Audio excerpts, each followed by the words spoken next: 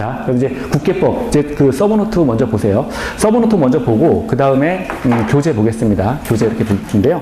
거기 1페이지 보시면, 아니, 그게 아니고요. 저기, 그 나눠드린, 프린트 나눠드린 거.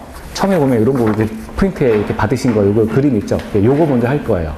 아까 그 공법이, 부동산 공법이 6개의 법으로 규정되어 있다 그랬잖아요. 6개의 법 가운데 그 12문제짜리가 있었죠. 12문제가 출제된다. 그게 처음에 나오는 법이에요. 그래서 그 국계법이라고 하는 건 국토의 계획 및 이용에 관한 법률, 이렇게 있습니다. 여러분 이 책을 보셔도 처음에 보면은 국계법이 나와 있어요. 국계법이 이렇게 나와 있습니다. 그래서 처음에 보면 6개의 법 가운데 제일 처음에 나와 있는 게 이렇게 국토의 계획 및 이용에 관한 법률을 해가지고 처음에 나와 있어요. 그러니까 지금 우리가 할 거는 이제 공법 들어와서 국계법 처음 해보겠다라고 하는 겁니다. 첫 번째 법이에요. 근데 책 전체를 보면 처음에 이게 사람도 보면 우리가 이렇게 장님 코끼리 만지기식이에요. 국계법이라고 하는 게 내용이 워낙 방대하고 그 다음에 여기저기 막 중구난방이고 막 이래가지고 책이 잘 써져 있는데도 불구하고 처음 공부할 때는 이게 도대체 어디서 뭘 하고 있는 거야? 이런단 말이에요. 그래서 지금 오늘 볼 거는 국계법의 뼈대입니다. 뼈대. 국토의 계획 및 이용에 관한 법률 해서 총 12문제가 나오는데 뼈대를 볼 거예요. 뼈대. 그리고 지금 하고 있는 국계법은 나머지 이제 기타 5개의 법률에게도 다 영향을 주는 법이에요. 그래서 이 부동산 공법 가운데 문제수도 가장 많이 출제가 되지만, 그러니까 전체 30% 이상이 나와요. 여기서 12문제니까. 가장 중요한 법이지만 뼈대를 이룹니다. 부동산 공법의 뼈대를 이루는 거니까 이거 뼈대 먼저 살펴보고 이제 들어갈 거예요. 그래서 뼈대 먼저 보도록 하겠습니다. 그래서 받으신 프린트 먼저 보면 이렇게 나와 있는 거, 요거 이렇게 첫 페이지에 1페이지에 이렇게 나와 있죠? 요거 하나 이제 보시면 돼요. 자, 요거 보겠습니다. 법 이름이 6개 법 가운데 첫 번째, 공법을 이룬 6개 법 가운데 첫 번째 법 이름이 국토의 계획 및 이용에 관한 법률이에요. 법 이름 자체가. 자, 그러면 먼저 보죠. 이 법 이름이 국토의 계획 및 이용에 관한 법률인데 이 법을 보니까 국토라는 개념이 하나가 등장을 하고요. 그리고 계획이라는 개념이 등장을 해요. 그리고 이용이라는 말이 등장을 합니다. 자, 요걸 먼저 우리가 살펴보고 들어가야 돼요. 국토가 뭔지, 또 계획이 뭔지, 이용이 뭔지, 요거 먼저 한번 살펴보도록 하겠습니다. 자, 아까 우리가 뭘 봤냐면 광역이라는 걸 하나 봤었죠. 우리가 이제 중앙이 있고요. 국가의 경우에는 중앙이 있고 이렇게 이제 중앙 정부가 있고 지방 정부가 있고, 자, 이렇게 나눴었는데요. 지방 정부 같은 경우에는 한 번 더 하는 거예요. 광역이 있고 기초가 있고 뭐 이런 걸 했었단 말이에요. 이런 걸 했었어요. 그러면 광역은 이제 뭐가 있었죠? 한 번만 더 해보겠습니다. 특별시가 있었고요. 그렇죠. 그리고 광역시가 있었어요. 특별시, 광역시, 그렇죠. 그리고 특별자치시가 있었습니다. 그리고 특별자치도, 그리고 도가 있었어요. 이게 광역이에요. 여기에 우두머리가 광역자치단체장 또는 시도지사 이렇게 불렀어요. 특별시, 광역시, 특별자치시의 우두머리는 여기 특별시장, 광역시장, 특별자치시장이죠. 그러니까 얘네들은 합쳐서 얘네가 시가 되는 거예요. 그리고 특별자치도의 우두머리는 도지사, 도의 우두머리는 도지사. 그러니까 도지사가 되는 거죠. 그래서 시도지사예요. 합치니까 시도지사. 자, 됐습니다. 그리고 특별시 아래에는 이제 구가 있었고요. 광역시에는 구하고 군이 있었습니다. 이 특별자치시는 없었고 특별자치도도 없어요. 도 밑에는 시하고 군이 있었습니다. 그렇죠? 그래서 기초자치단체 우두머리는 기초자치단체장 이렇게 이야기를 했는데 누구였냐면 시장, 군수, 그리고 구청장 이 사람들이었단 말이에요. 그러니까 광역자치단체장과 기초자치단체장 이렇게 나눠서 우리가 봤어요. 자, 그런데 지금 우리가 배우고 있는 법이 이제 국계법이에요. 국계법에서 국토를 도대체 뭘로 볼 거냐? 여기에 나와 있는 게 이제 국토라고 하는 거죠. 자, 여기서 말하는 국토라고 하는 것은요. 자, 특별시, 광역시, 그리고 특별자치시, 그리고 특별자치도, 그리고 도는 빼고요. 시와 군. 이걸 국계법에서 말하는 국토로 정의를 합니다. 요렇게. 그럼 결과적으로 특별시, 광역시, 특별자치, 특별자치도 시와 군을 다 합치면 우리나라 전체 하나의 나라가 되겠죠? 국토가 되는 거예요. 그래서 국토를 단순히 쪼갠 겁니다. 국토는 지금 하나, 둘, 셋, 넷, 다섯, 6개로 보겠다라고 하는 거예요. 이 6개를 국토로 정의를 합니다. 그래서 앞으로 국토다라고 하면 특별시, 광역시, 특별자치, 특별자치도 시와 군이다 라고 정의를 할 수가 있어요. 이 6개가 합치면 국토가 되는 거니까. 그래서 국토는 지금 본 거예요. 총 6개입니다. 6개를 배우게 돼요. 자, 그리고 계획은 몇 가지가 있느냐? 국계법에서 말하는 계획은 이제 좀 이따 배울 건데 총 3가지가 나옵니다. 3가지가 나오고요. 그리고 이용이 또 있어요. 이용은 도대체 뭐냐면 이용에 관해서도 4가지를 배울 거예요. 이용이라고 하는 것에 대해서. 그러니까 국토에 관해서 어떤 플랜을, 계획을 세웠으면 그 계획을 세우는 것이 3가지의 종류가 있다라고 하는 것이고요. 그 3가지의 계획에 대해서 국토를 이용하는 방법이 4가지는 나온다라고 하는 거죠. 4가지. 그래서 6개, 3개, 4개 이렇게 배울 거라는 거죠. 이게 기본적인 국계법의 진행 순서예요. 우리가 배울 내용입니다. 자, 그러면 국계법 여기 이제 먼저 볼게요. 자, 책 순서대로 이제 맞춰야 되니까. 자.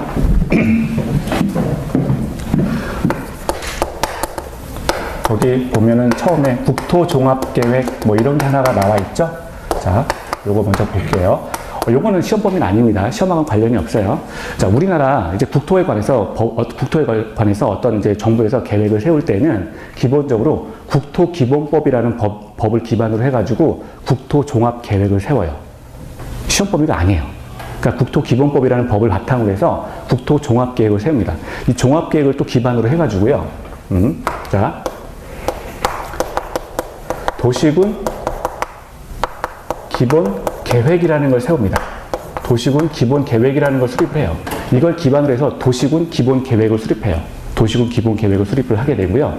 또 도시군 기본 계획을 수립하는데 이걸 기반으로 해서 도시군 관리 계획이라는 걸 수립하게 됩니다. 도시군 기본 계획을 지침으로 해서 도시군 관리 계획을 세워요. 자, 그러면 얘네 둘의 차이는 뭡니까? 라고 하면 도시군 기본 계획은 도시군 관리 계획을 수립하기 위한 기본적인 어떤 지침이 돼요. 그리고 이렇게 수립해라고 하는 방향 설정이 됩니다. 마침판의 역할을 하는 거예요. 지침과 방향의 역할을 한다는 거죠. 도시군 기본 계획은 도시군 관리 계획을 수립하기 위한 지침과 방향으로서의 역할을 한다는 거예요. 그러면 도시군 기본 계획의 수립은 도대체 뭘 가지고 도시군 기본 계획을 세웁니까? 라고 했을 때, 자, 여기서 말하는 도시군이다 라고 하는 것이 여기서 말하는 특별시, 광역시, 특별자치, 특별자치도, 시, 군이라는 거예요. 이걸 가지고 도시에 관한 기본 계획을 세우는 게 도시군 기본 계획이에요. 그래서 도시군 기본 계획의 그 수립 대상 지역이라고 하는 것은 자, 저겁니다. 특별시와 광역시와 특별자치시, 그냥 줄여서 특자시라고 할게요. 그리고 특자도, 특별자치도, 그리고 시, 군 이렇게 해가지고 총 6개죠. 6개를 대상으로 해서 도시군 기본계획을 수립을 한다는 거예요. 기본계획. 그런데 도시군 기본계획이다라고 하는 건 뭐냐면 서울특별시 안에 어떤 뭔가를 토지를 이용하겠다라고 하는 게 이 도시군 기본계획이에요. 그래서 각 시군의 각 도시 그 자체 개발을 목적으로 하는 게 도시군 기본계획이에요. 기본적인 플랜이. 그리고 광역시 자체의 어떤 토지를 이용하겠다라고 하는 게 이 광역시에 있어서의 도시군 기본 계획이 됩니다. 그러니까 각 도시 안에서의 어떤 토지의 이용을 좋게 하겠다라고 하는 게 이제 도시군 기본 계획이 돼요. 그리고 이 도시군 기본 계획을 세우게 되면 이걸 기반으로 해서 구체적인 도시군 관리 계획을 세우게 됩니다. 그러면 도시군 기본 계획을 기반으로 도시군 관리 계획을 세우다 보니까 이 도시군 관리 계획은 기본 계획에 비해서 구체성을 띠겠죠. 구체성을 띱니다. 구체성을 띠고요. 기본 계획을 세우고 난 다음에 이걸 세우다 보니까 이건 필요할 때마다 부분적으로 수립을 하게 된다는 거예요. 이게 전체적인 느낌인 거잖아요. 이게 종합계획이에요.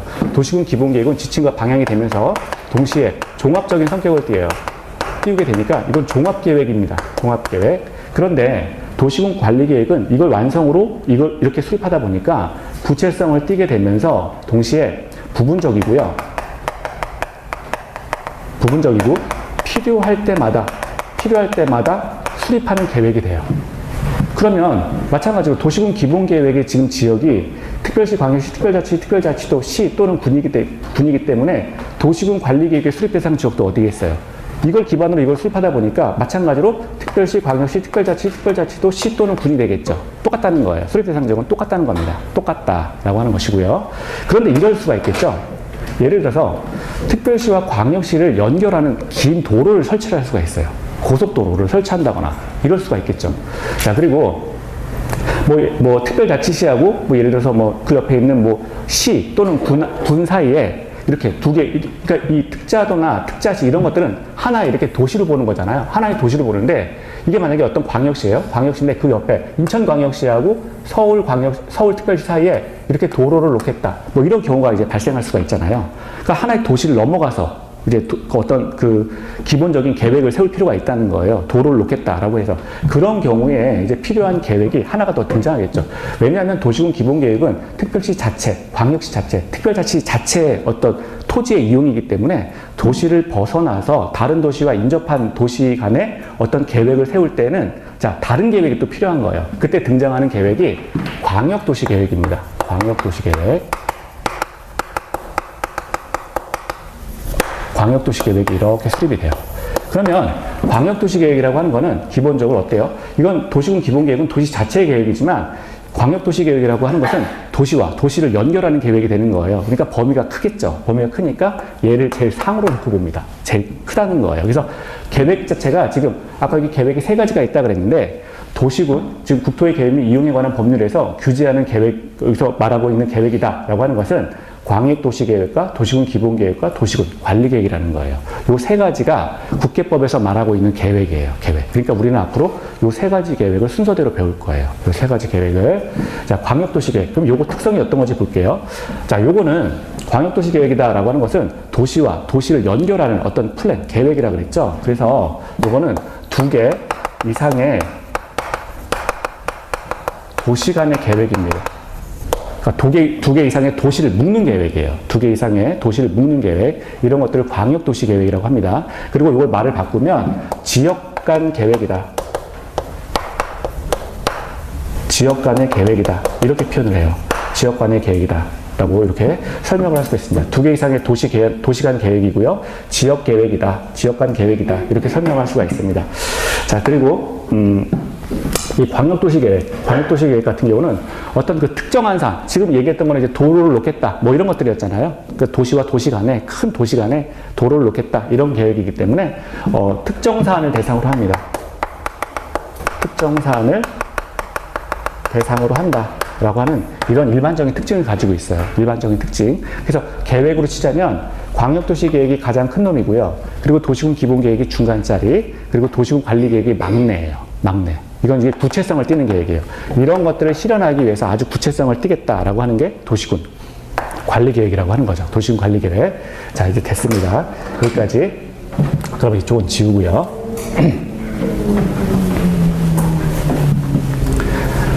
자, 이제 여기서 말하는 게 지금 우리가 국계법에서 말하고 있는 계획이 이렇게 세 가지예요. 하나, 둘, 셋. 이렇게 세 가지입니다. 근데 이제 공부하다가 보면은 어떤 용어 때문에 좀 어려울 수가 있는데, 용어를 좀 볼게요. 도시군 기본계획과 도시군 관리계획 보면 공통어가 있죠. 뭐가 있어요? 도시라는 도시군이 있고 계획 이게 공통이잖아요. 그렇죠? 그래서 요거 두 가지를 이렇게 묶어가지고 뭐라고 하냐면 도시군 계획이라 그래요.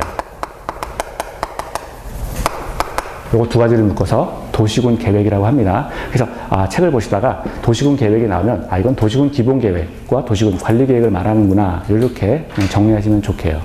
자, 일단 지금 국토의 계획 및 이용에 관한 법률에서 계획은 총 세 가지다. 여기까지 한 겁니다. 광역도시계획과 도시군 기본계획과 도시군 관리계획이다. 광역도시계획이라고 하는 것은 도시를 묶는다라고 생각하시는데 머리에 집어넣을 때 도시와 도시를 묶는 거니까 땅콩 모양의 도시다라고 생각을 하시면 돼요. 땅콩 모양이다. 도시가 하나가 있고요. 그리고 또 하나의 도시가 있는데 이 두 가지의 도시를 묶어서 계획을 짜는 거예요. 그러니까 땅콩이 되는 거죠. 땅콩 자체입니다. 자, 그리고 도시군 기본계획이라고 하는 거는 그냥 이거는 그 어떤 열매 그냥 하나예요. 도시의 자체고요.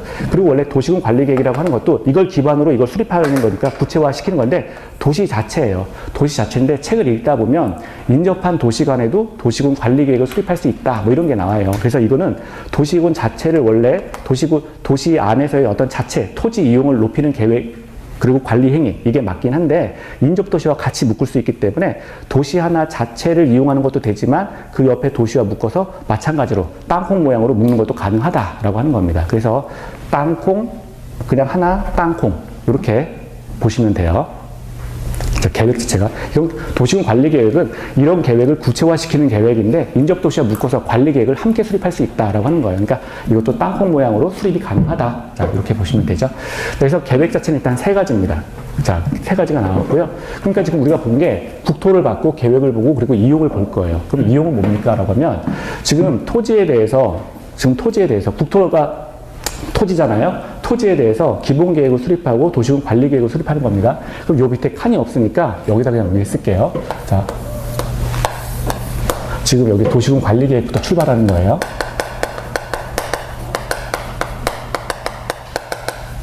자, 도시군 관리 계획. 도시군 관리 계획이 이렇게 있는데요.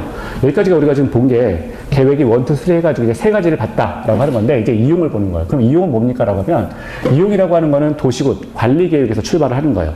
계획 자체를 구체화시키는 게 도시군 관리 계획이잖아요. 토지를 이용하는데 기본 계획이 있었고 그걸 구체화시키는 계획이 도시군 관리 계획이에요.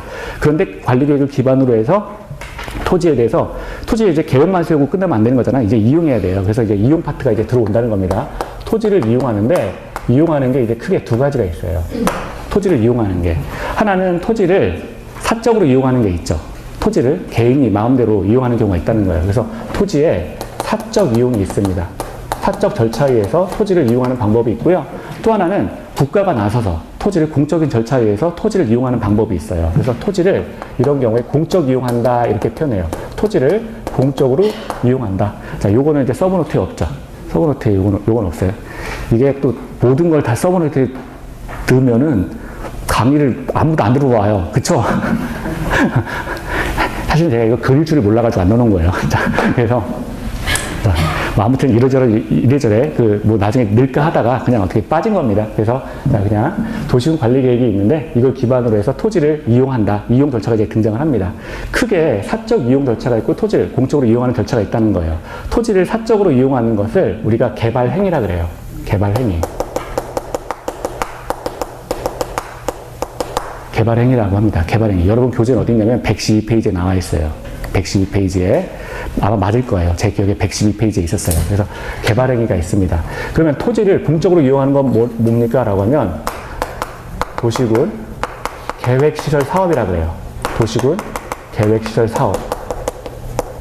뭐 이거는 토지를 공적으로 이용하는 건데 뭐 예를 들어서 공원을 놓고 공원을 설계해서 공원을 이제 배치시키고 어떤 뭐 예를 들어서 도로 같은 것들을 더 확장하고 뭐 이런 것들이 이제 도시군 계획시설 사업이 됩니다. 도시군 계획시설 사업. 개발행위가 있고 도시군 계획시설 사업 이렇게 크게 있다는 거예요. 개발행위 같은 경우는 어떻게 진행하느냐. 지금은 그냥 이걸 다 할 필요는 없어요. 다 할 필요는 없고 어차피 순차적으로 다 배우게 되는데 지금은 그냥 이런 절차가 있구나. 이렇게만 좀 보시면 돼요. 이미 배우신 분들도 있는데 전설이잖아요. 그렇죠. 다 기억 못해요. 그냥 그러려니 하세요. 다 본인에 대해서. 개발 행위를 할 때는 처음에 필요했던 게 이제 개발 계획을 세우죠. 개발 계획을 수립하고요. 개발 계획에 대해서 허가예요, 임가예요. 배우신 분들은. 허가. 그렇죠, 허가. 허가라는 단어를 씁니다. 허가를 받는다는 거예요. 허가를 받고 그 땅 위에 건물을 짓든 어떤 시설물을 배치하든 한다는 거죠. 그리고 그거에 대해서, 그렇죠, 준공을 받아요. 허가에 대해서 준공을 받습니다. 그래서 개발행위, 개발계획, 허가 그리고 준공의 단계를 거치게 되죠. 이게 토지를 사적으로 이용하는 절차예요. 크게. 그래서 나중에 이것도 이제 개별적으로 다 공부를 할 거예요. 이거에 대해서. 자, 그리고 오른쪽에 가면 토지를 공적으로 이용하는 게 있죠. 이게 도시군 계획시설 사업인데, 자, 요거는 일단 뭐예요? 토지를 공적으로 이용하는데 돈은 누가 준다는 거예요? 국가가 준다는 거예요. 그러니까 예산을 받아요. 예산을 받아. 자, 예산을 받아서요. 실시 계획이라는 걸 세웁니다. 아, 단계별 집행 계획이죠. 자, 죄송합니다.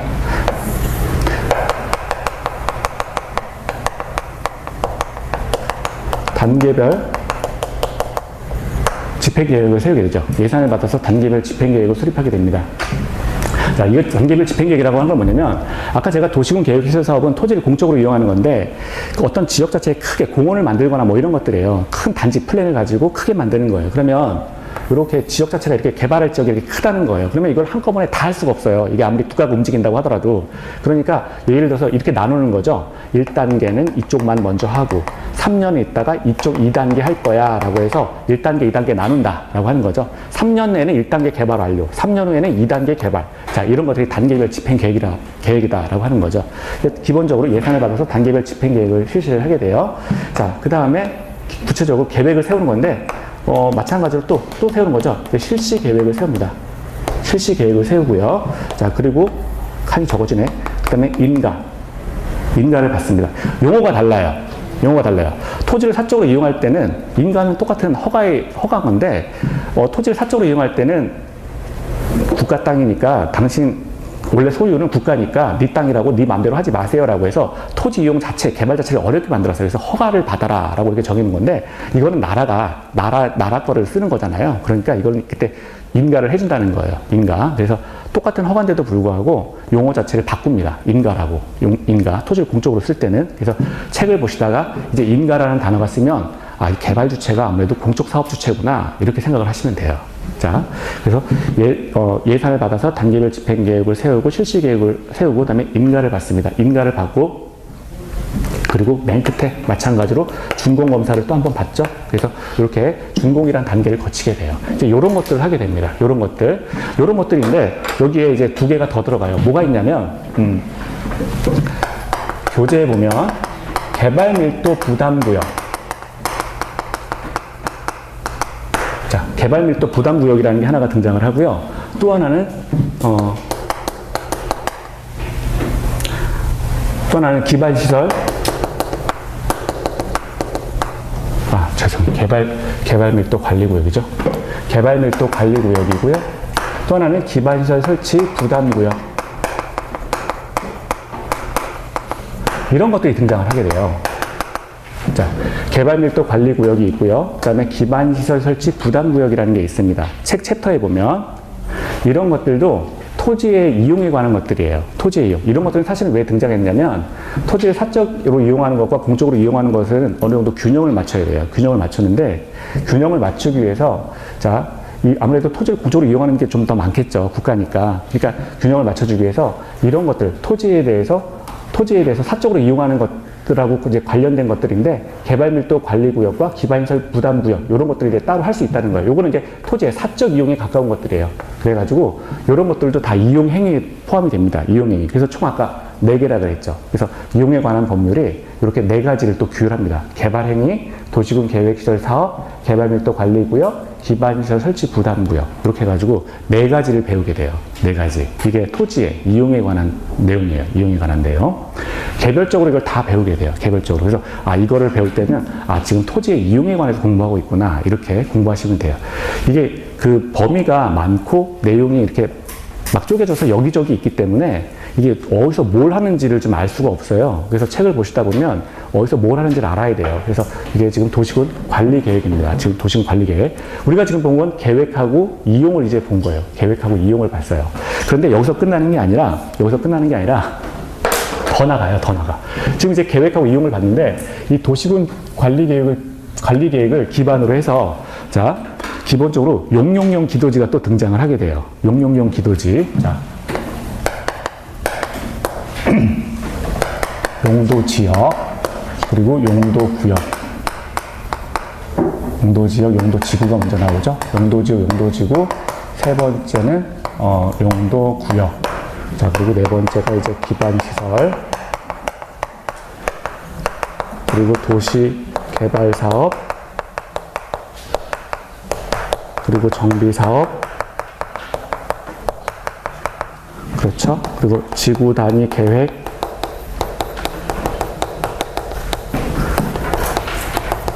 구역 및 저도 이거 PT 이걸로 하고 싶습니다. 지구 단위 계획 구역 및 지구 단위 계획. 자, 이런 것들이 있어요. 이런 것들이 있는데 이런 것들은 어떤 걸 기반으로 하냐면 도시군 관리 계획을 기반으로 해서 이런 것들이 설정이 돼요.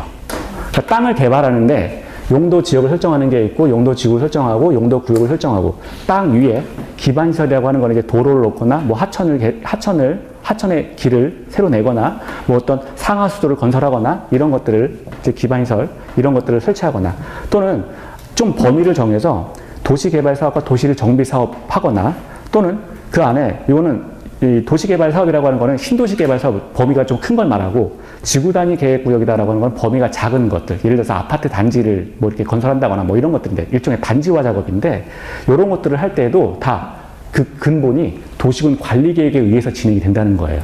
그래서 도시군 관리 계획에 의해서 이렇게 용용용 기도지를 우리가 설정한다라고 하는 사실을 이제 공부를 하게 돼요.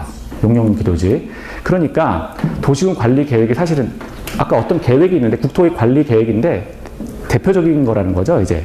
그래서 용용용 기도지, 요런 것들을 이제 배우게 됩니다. 거기 이제 1페이지에 보시면 용도 지역, 지구, 뭐 이렇게 나오고 용도 구역, 뭐 이런 게 있잖아요. 그래서 구체적인 내용, 요것만 좀 잠깐 먼저 볼게요. 나중에 배우게 되는데 지금 맛만 보는 거예요. 어떤 건지. 자, 용도 지역이다. 용도 지역이다. 자, 요거는 뭐냐면 지금 우리 규제 대상이 지금 토지인데 토지를 경제적이고 그리고 효율적으로 이용하기 위해서 토지를 경제적 또는 효율적으로 이용하기 위해서 자 그러면 그냥 막 내버려 두면 안 되잖아요. 어떤 토지가 있는데 이 토지에 대해서 토지를 경제적으로 또 효율적으로 이용하기 위해서는 토지에 일단 행위를 제한시켜야 돼요. 사람이 막 와가지고 막 난개발하고 이렇게 못하게 해야 된다는 거죠. 그래서 토지에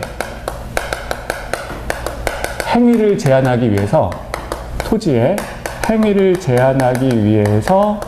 지정하는 지역을 용도 지역이라고 합니다. 토지의 행위를 제한하기 위해서 지정하는 지역이 용도 지역이에요. 한마디로 말해서. 그 목적은 토지를 경제적으로 효율적으로 이용한다라고 하는 게 이제 일반적인 아주 그냥 거대한 목적이고요.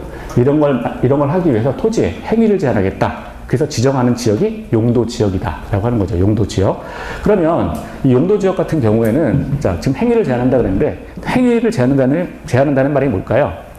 건물을 필요 이상으로 높게 짓지 마세요. 그리고 건물을 필요 이상으로 이렇게 뚱뚱하게 아주 크게 짓지 마세요. 라고 한다는 거죠. 그래서, 요거는 건축물에 우리가 되게 건폐율, 용적률 이런 것들을 배울 건데요. 어떤 건물의 건폐율과 그리고 용적률과 그리고 개별적인 건물의 어떤 높이를 마음대로 하지 마세요. 라고 해서 건폐율과 용적률과 높이의 제한을 말합니다. 이게 토지의 행위를 제한한다라는 소리예요. 토지의 행위를 제한한다는 말은 건폐율과 용적률과 높이를 제한하겠다라고 하는 게 용도 지역입니다. 용도 지역. 그러면 도대체 그 감이 안 와요? 라고 하면 이럴 수가 있죠. 용도 지역은 뭐가 있습니까? 라고 하면 거기 끝인 그림에 보시면 도시지역, 관리지역, 농림지역, 자연환경 보전지역 뭐 이런 것들이 있죠. 그래서 자, 여기 끝에 보시면 자, 더 가볼까요? 자, 도시지역이 있고요. 관리지역이 있고 농림지역이 있고 그렇죠. 자연환경 보전지역이 있습니다. 자, 이렇게 나눈다는 거예요. 도시지역과 관리지역과 농림지역과 자연환경 보전지역 이렇게 나누는 거예요. 이렇게 나누는 겁니다. 이게 무슨 말이냐면 국토가 이렇게 있잖아요.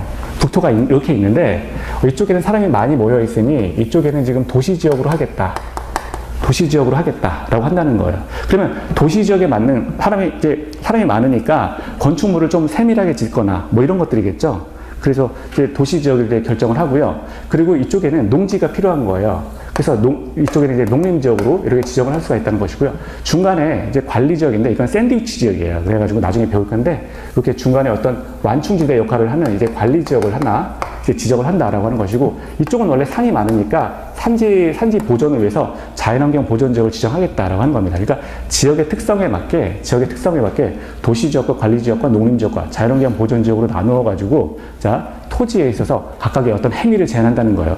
농림지역이기 때문에 농사를 짓는 게 목적인 거잖아요. 그러니까 여기서 건물 지으면 안 되는 거잖아요. 그러니까 건폐율과 용적률을 다 제한시켜버리겠다는 거예요. 반면에 도시지역 같은 경우는 예를 들어서 여기 주거지역도 있고 상업지역도 있고 공업지역도 있고 나중에 이게 녹지지역도 있거든요. 그러면은 주거지역 같은데 건물이 많이 올라가면 이것도 골치 아픈 거예요. 그렇잖아요. 집에 옆에 건물이 높이 지으면 햇볕이 안 들어오는 거예요, 내가. 그러면 피곤한 거잖아요. 반면에 아까 우리 오전에 OX 했는데 상업지역 같은 경우에는 건물을 높이 지어도 상관없잖아요. 그런 경우에는.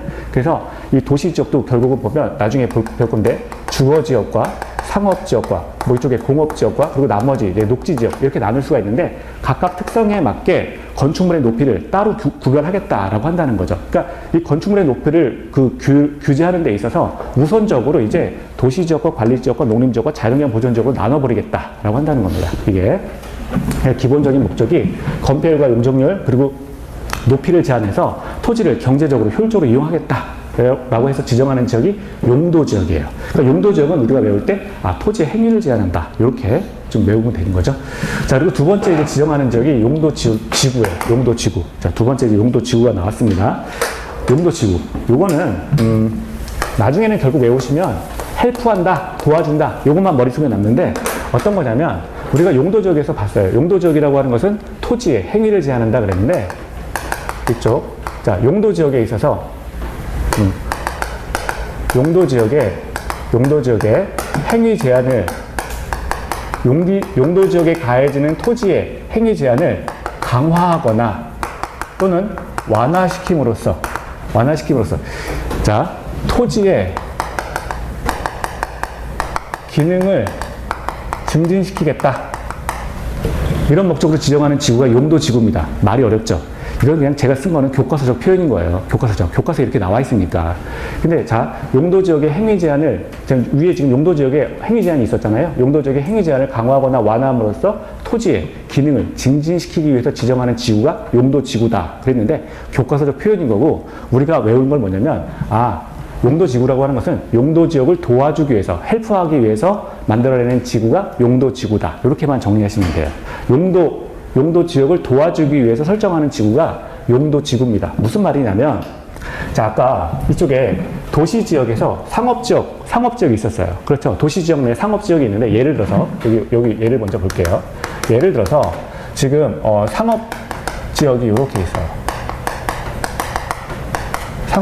상업지역이 이렇게 설정되어 있어요. 상업지역이 이렇게 있는데, 상업지역이라고 하는 거는 유동인구가 굉장히 많죠. 나 옷 사러 갈 거야. 명동 어디서 보자. 뭐 이런 식으로 해갖고, 이제 상업지역이 됐다면, 건물들도 이제 삐까뻔쩍하게 올라가고, 왜냐면 유동인구를 다 받아야 되는 거니까, 물건 팔아야 되니까. 그래서 뭐, 예를 들어서 사람도 이제 오가는 사람들 굉장히 많고, 뭐 이렇게 길도 좁아지고 막 이런다는 거예요. 유동인구가 일단 많은데, 밀도가 높죠. 상업지역은 기본적으로. 건축물의 밀도도 높고, 사람들의 밀도도 높고, 그래서 밀도가 많아져요. 복잡한 지역이 되는 겁니다. 그런데 이 상업지역에서 불나면 끝난다는 거예요. 그렇죠. 불나는데 밀도가 높으니까 소방차 못 들어오죠. 그럼 난리가 나는 거예요. 그래서 이런 것들을 방지하기 위해서 상업지역 내. 자, 지금 제가 여기 역으로 끝났죠? 용도지역이 지금 도시지역, 관리지역, 농림지역, 자연환경 보존지역 이렇게 설정됐거든요. 이 말은 뭐냐면 역으로 시작했으면 역으로 끝나는 거예요. 그러니까 이 용도지역을 거기 그 교재에서 보시면 도시지역, 관리지역, 농림지역, 자연환경 보존지역 이렇게 나눴잖아요. 그러니까 역을 나눌 때는 역이 되는 거예요.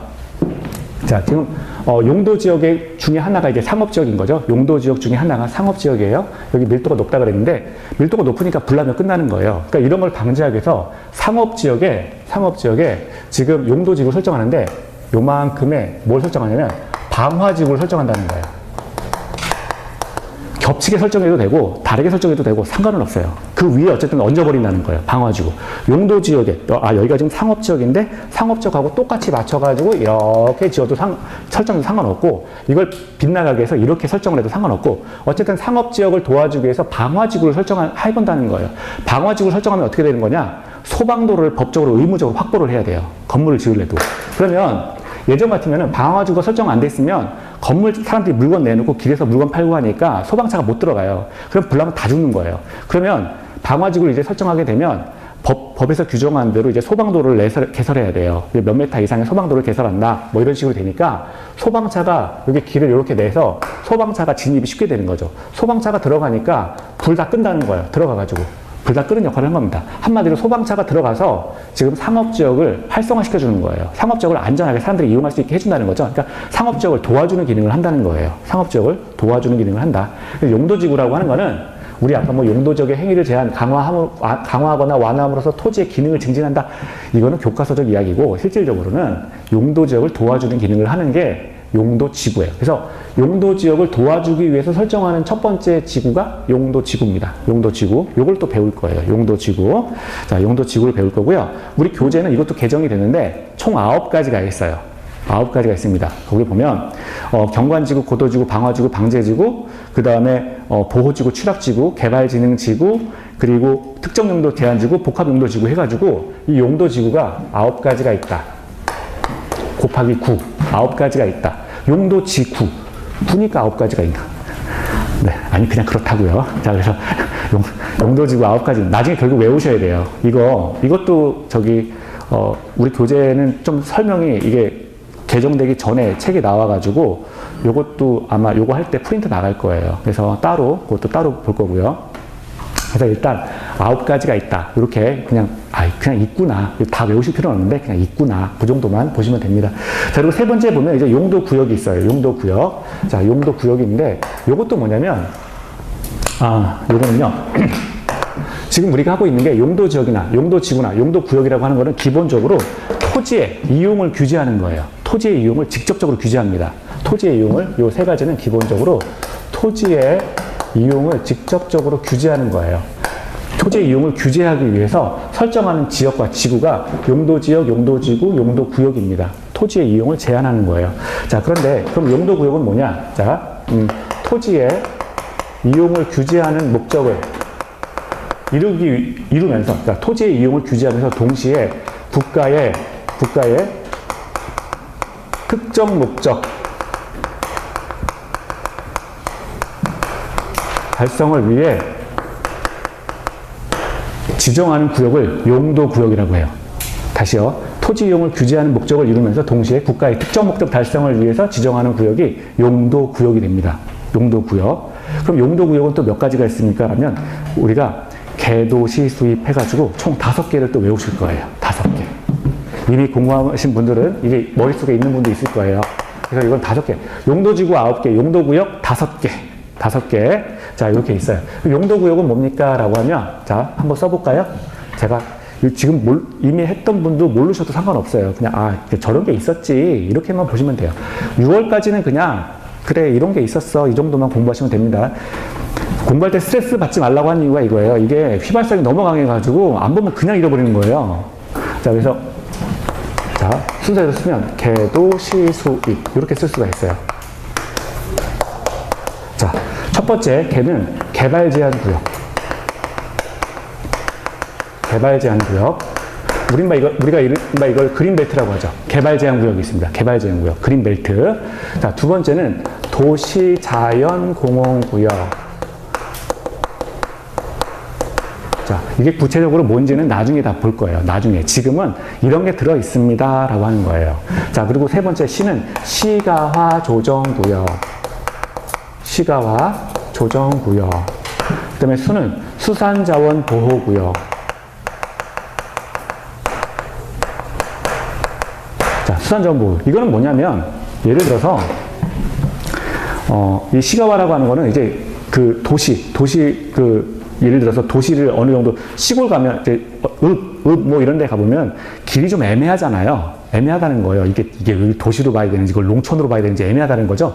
이런 경우에 어떤 그 시가화 자체, 길의 모양 뭐 이런 것들 자체를 조정을 함으로써 도시적 기능을 갖춰주자라고 하는 게 시가화 조정구역이고요. 수산자원 보호구역이라고 하는 거는 예를 들어서 이 제주도 가보면 제주도 해안가에 공장 있는 거 본 적 한 번도 없죠. 못 짓는다는 거예요. 왜냐하면 여기 물이 찰랑찰랑하면 여기 해녀들이 와가지고 뭐 전복이나 조개 캐고 여기 뭐가 있냐면 양식장 같은 거 있어요. 양식장. 그쵸? 그러면 양식장이 있으면 여기에 공장이 있으면 안 되잖아요. 공장이 있으면 안 돼요.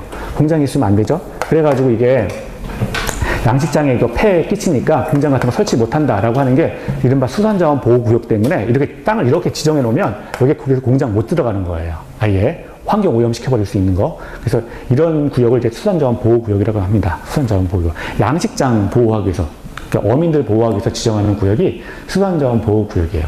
그리고 이제 이건 입지규제 최소구역해서 이건 뭐냐면 입지, 입지에 대한 규제를 최소화하자 이런 얘기니까 규제 풀어주자라고 하는 거예요. 규제를 풀어서 도시를 개발시키자라고 하는 게 입지 규제 최소 구역이에요. 서울역 가보셨죠? 서울역. 다 경기도민이라는 프라이드 때문에 서울역 안 가보시나요? 서울역 한번 지나가 보셨을 거예요. 서울역 가시면 서울역이 되게 희한한 게 이제 지하철 1호선 지나가죠. 그리고 4호선도 지나가죠. 그러니까 지하철 지나가고, 그러니까 국철 지나가고, 그 다음에 4호선 이렇게 지나가요. 그리고 그 밖에 많은 도로들이 이렇게 또 지나간단 말이에요. 많은 도로들이. 그러면 최소한 3개 이상의 노선이 지나가게 돼 있어요. 3개 이상의 노선이 지나갑니다. 그리고 여기에 뭐 예를 들어서 도시철도만 지나가는 게 아니라 저기 뭐 지방으로 가는 KTX 뭐 이런 것도 다 다니게 돼 있잖아요. 3개 이상의 지나가죠. 그러면 요게 서울역을 기준으로 한다면 3개 이상의 결절점이 모이게 돼 있어요. 3개 이상의 결절점. 그러니까 도시철도, 일반 도로, 그냥 철도 뭐 이런 식으로 해가지고 3개 이상의 결절지가 지나가는 지점이 있거든요. 그런 지역은 이게 교차 통행을 하다 보니까 사람이 많이 모이게 돼요. 그러니까 개발해 줘야 된다라고 하는 거죠. 근데 어떤 지역을 개발하려면 규제를 일단 풀어줘야 돼요. 그것에 대해서. 그래서 이게 어떤 결절지를 중 3개 이상의 노선이 지나가는 지점에서 반경 1km, 1km를 딱 잡아가지고 원을 딱 돌려가지고 이 지역에 대해서는 규제 풀어주자라고 하는 거예요. 규제를 풀어주니까 어떤 일이 발생하냐면 건물 같은 걸 지을 때도 자기 마음대로 높다는 걸 지을 수가 있어요. 서울역 앞에 가면 대우빌딩 굉장히 큰 거 있죠. 그림자 그거 아무튼 대단한 거 있잖아요. 서울역 앞에. 그런 건물이 이제 탄생을 한다는 거예요. 이제 그런 지역이 입지 규제 최소 구역입니다. 이거는 규제를 풀어서 큰 건물 짓게 해줍시다라고 하는 지역이 입지 규제 최소 구역입니다. 자, 이런 것들이 이제 용도 구역이에요. 용도 구역. 그린벨트라고 하는 거는 요거 하나 또 볼게요. 그린벨트. 그린벨트는 뭐냐면 그린벨트. 개발 제한 구역인데요. 네, 그건 맞아요. 개발 제한 구역인데 목적이 산하고 우리나라는 전국토의 70%가 산지잖아요. 산지인데 산지 아래 뭐가 있을까요? 기본적으로 도시가 성립됩니다. 이렇게 도시가 생긴다는 거예요. 산지 아래는 평지니까. 근데 도시라고 하는 거는 살아있기 때문에 이걸 가만히 놔두면 산을 깎아먹고 들어가요. 도시가 점점 커지는 거예요. 얘도 점점 커져요. 그러면 결과적으로 나중에는 이 산이 다 없어져요. 이런 거를 방지하기 위해서 너 산으로 들어오지 마라 라고 해가지고 산 아래 어느 부분까지는 못 들어온다라고 해서 개발 제한 구역을 막아버렸다는 거예요. 그러니까 산지를 보호하기 위해서 이제 측정하는 게 지정한 것이 개발 제한 구역이고요. 또 하나 목적은 국방상 목적이에요. 아까 국가의 특정 목적 달성을 위해서 지정하는 지역이라고 그랬잖아요.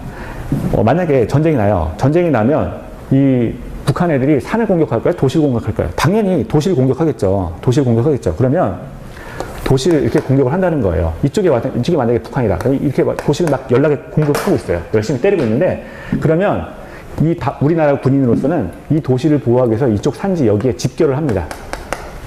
여기에 집결해서 기다리고 있다는 거예요. 물론 효율성이 얼마인지 모르겠지만 이 도시를 보호하기 위해서 이거 그냥 깨라고 냅둔 거예요. 냅두고 여기에 모인다는 거예요. 일단 모이기 위해서 지정하는 지역이 개발 제한 구역인 거예요. 모이기 위해서 지정하는 구역이 그러니까 국방상 목적으로 그냥 내버려 두는 거예요. 내버려 두는 지역이 개발 제한 구역이에요. 개발 제한 구역. 그래서 여기 모여가지고 여기 아무것도 없잖아요. 이 산은 그냥 산지니까 아무것도 없죠. 그래가지고 넘어오기만 해봐. 뭐 이런 거죠. 넘어오면 그냥 박살 낼 거야 라고 하는 게 그린벨트입니다. 그린벨트. 국방상 목적으로 지정하는 지역이 그린벨트다. 그래서 개도시 수입 우리 이렇게 외울 건데요. 이런 것들도 지금 개도시 수입은 용도구역 안에 있다라고 하는 건데, 중요한 건 뭐냐면 우리가 출발점이 어디예요? 도시군, 관리계획에서 출발하는 거잖아요. 그러면 개발제한구역이나 자연공원구역이나 시가와 조정구역이나 수산자원보호구역이나 입지규제 최소구역 같은 경우는 다 도시군 관리계획에 의해서 결정이 된다는 거예요. 이걸 까먹으면 안 되는 거예요. 지금 다 뭐든지 도시군 관리계획에 의해서 다 결정이 나버리는 거예요. 그러니까 이런 걸 지정하려면 기본적으로 도시군 관리계획 안에 잡혀 있어야 돼요. 잡혀 있어야 이런 것들을 설정할 수 있다라고 하는 겁니다. 자, 이제 기반시설 볼게요. 기반시설. 아까 기반시설이라고 하는 거는 크게 도로나 하천이나 도시 생활에 필요한 것들, 도시가 유지되기 위해서 필요한 아주 기초적인 시설들을 기반시설이라고 해요. 공원이라든가 뭐 이런 것들이죠. 이런 것들을 설정할 때도 당연히 도시군 관리 계획에 의해서 결정되어야 된다라고 하는 거고요. 그리고 도시개발 사업과 정비 사업이에요. 이 도시개발 사업이나 또는 정비사업 같은 경우에는 이게 도시개발법이라는 개별법으로 움직이게 돼 있어요. 그런데 이것도 도시군 관리계획에 의해서 결정이 난다는 거예요. 도시군 관리계획이 잡혀 있어야 도시개발 사업을 진행하고 또 정비사업을 진행할 수 있다라고 하는 겁니다. 자, 그리고 이때 지구단위 계획구역과 지구단위 구역하고 계획이 이렇게 있는데, 여기 도시개발법이다라고 하는 거는요, 앞에 신이 사실은 빠진 거예요. 그러니까 신도시 개발이니까 좀 범위가 큰 거예요. 범위가 큰 거예요. 그런데 지구 단위 계획 구역이라고 하는 건 아파트 단지 건설하는 거 생각하시면 돼요. 어떤 좀 약간의 큰 아파트 단지를 건설하는 거를 지구 단위 계획 구역과 지구 단위 계획이라고 합니다. 그래서 이거는 도시개발법에 비해서 범위는 좀 작아지는 거예요. 그러니까 얘는 범위가 큰 거고 얘는 범위가 작은 거를 지금 지구 단위 계획 구역과 그거에 필요한 지구 단위 계획이라고 합니다. 그래서 이런 거를 할 때에도 마찬가지로 도시군 관리 계획에 의해서 결정을 한다는 거예요. 그러니까 저게 없으면 이게 설정될 수가 없어요. 이게 아예 이루어질 수가 없어요. 그래서 이렇게 이루어진다라고 하는 것이고요. 자, 그리고 여기 하나만 더 볼게요. 거기 1페이지에 표가 있어서 1분만 하고 이제 끝내겠습니다. 아까 도시지역 같은 경우에는 또 나눠요. 좀 도시지역 같은 경우에는 주거지역이 있고요. 그렇죠. 상업지역이 있고요. 공업지역이 있고요. 그리고 또 녹지지역이 있습니다. 녹지지역이 있고요. 그래서 이렇게 크게 주상공록 이렇게 나눌 수가 있다는 거예요. 근데 이거 나누는 것도 뭐에 의한다고요? 저 앞에 도시군 관리계획에 의해서 결정이 난다는 거예요. 도시군 관리계획에 의해서. 그래서 어떤 이제 토지가 있는데 토지를 자 예를 들어서 여기가 지금 이제 도시지역이 있어요. 이만큼이 도시지역이 있는데 이만큼의 도시지역 가운데 이 부분은 주거지역으로 하겠다. 주거지역으로 하겠다. 그리고 이 부분은 상업지역으로 하겠다. 상업지역으로 하겠다.